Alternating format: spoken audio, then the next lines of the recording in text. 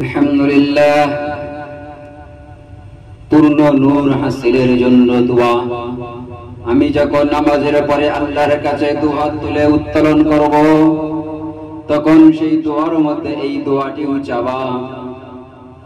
আল্লাহ তাবারক ওয়া তাআলা তানারী কালামুল্লাহ শরীফে সূরা তাহরিমের মধ্যে ঘোষণা করেছেন, বিসমিল্লাহির রহমানির রহিম, ربنا أتمم لنا نورنا واغفر لنا إنك على كل شيء قدير।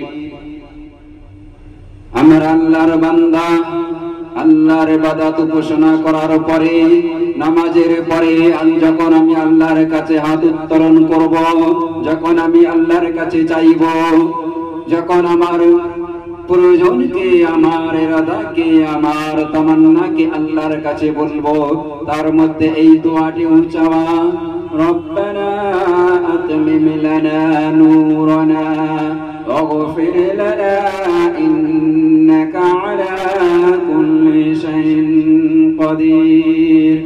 রব্বানা আতমিম লানা নূরানা ওয়াগফির লানা ইন্নাকা আলা কুল্লি শাইইন কাদির। হে আমাদের প্রতিপালক, তুমি আমাদের জন্য আমাদের নূরকে পূর্ণ করে দাও এবং আমাদেরকে ক্ষমা করে দাও।